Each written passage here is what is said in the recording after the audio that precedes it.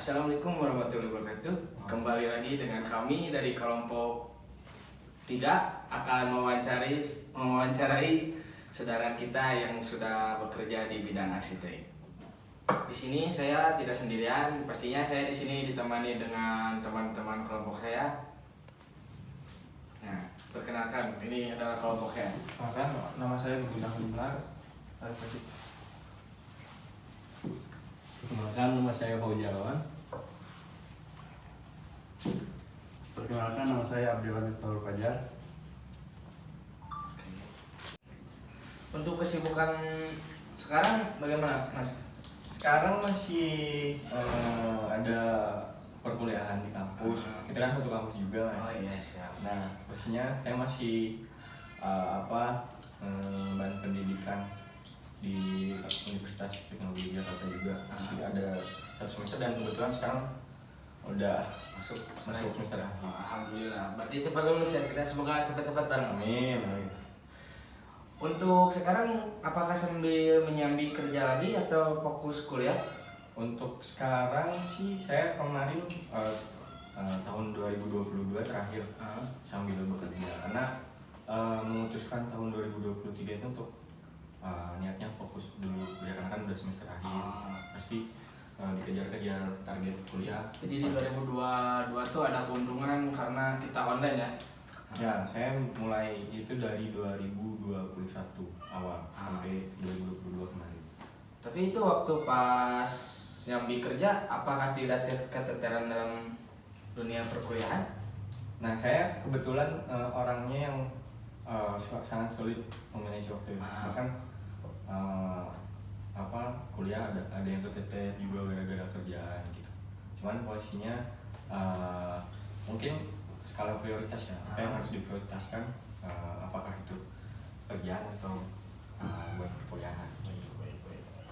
Tapi dalam segi pekerjaan tidak ada yang sampai ke keteteran gimana? Alhamdulillah kalau untuk kerjaan selesai semua. Selesai semua. Ya. Berarti proyek yang terakhir sama Mas Ican diambil itu proyek apa, Mas? Kalau yang terakhir itu untuk skala yang agak besar ya, itu yang ada di Pangalengan, di Bandung itu di Jawa Barat. Saya kerja pada tahun 2021 akhir itu bareng studio di daerah kita nih. Oh, di Garut. Garut. Nama studionya Iu Studio. Iu Studio. Ya. Terus itu dalam pas yang di Pangalengan tuh ngerancang apa, Mas? Tempat wisata atau restoran atau gimana? Nah, itu tuh kan salah satu objek wisata di Pangalengan itu adalah perkebunan teh. Nah, di sana tuh ada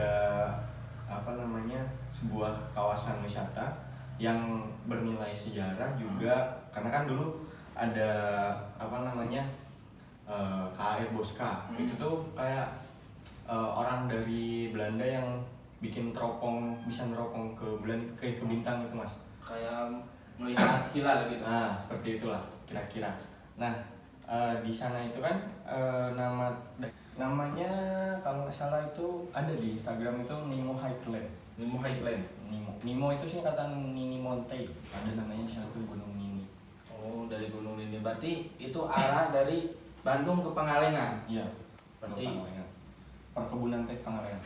Itu kayak tempat wisata, tempat ngopi-ngopi gitu ya? Iya, isinya tuh yang wisata itu ada glamping, glamour camping, terus cafe, terus ada juga itu kayak jembatan yang view-nya tuh 180 derajat. Nah, itu jembatan itu kalau dari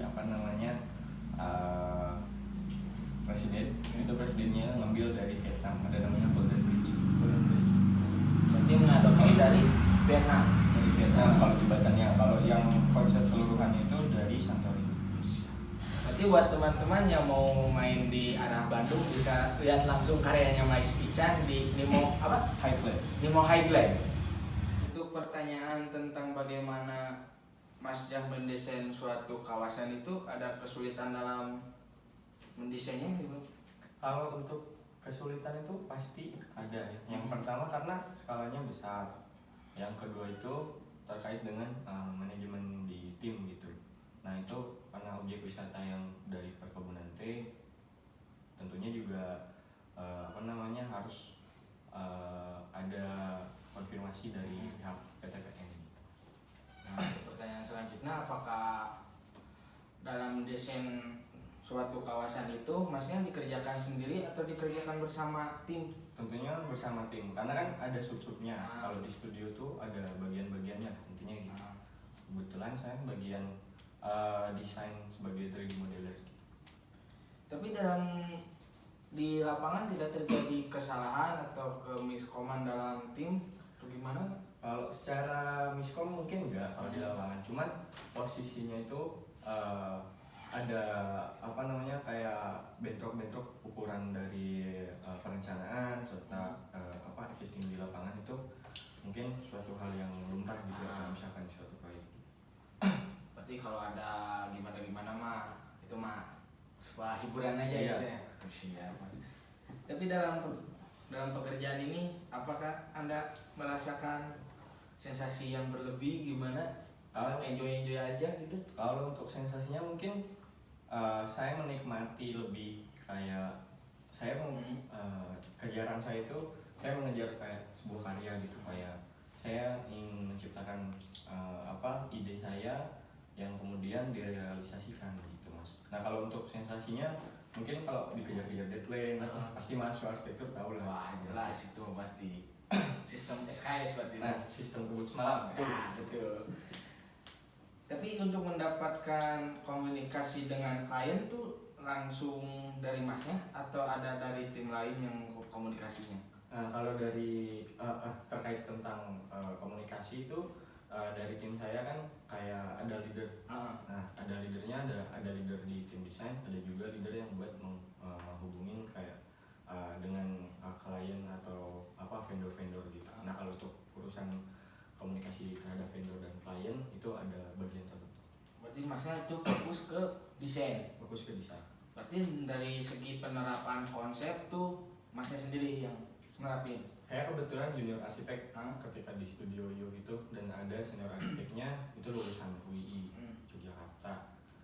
Beliau yang istilahnya sebagai prinsipal konseptor gitu. Saya hanya istilahnya mengikuti arahan, kemudian kalau misalkan saya ada masukan juga saya yang mengasih saran.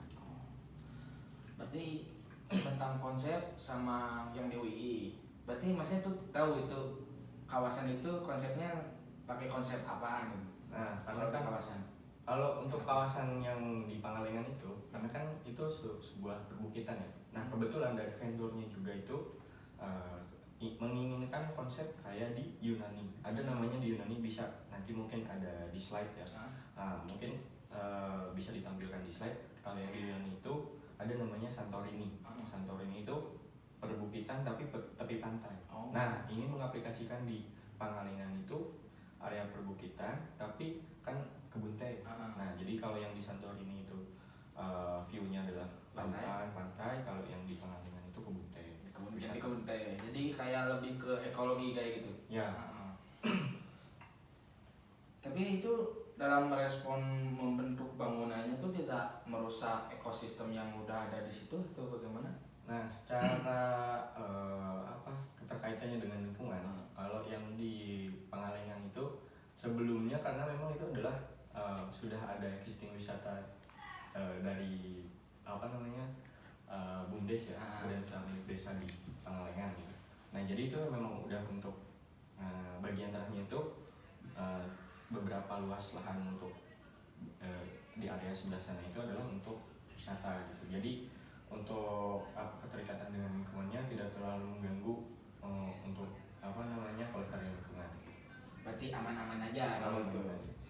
Berarti terima kasih Mas, ini pertanyaannya saya sudah selesai segitu. Mohon maaf telah mengganggu waktunya. Nah ini buat masukan ke yang lain, bagaimana biar yang lain tuh bisa meniru lah, bisa sambil kuliah tapi bisa sambil nyambi. Nah itu bagaimana caranya gitu, berbagi cara.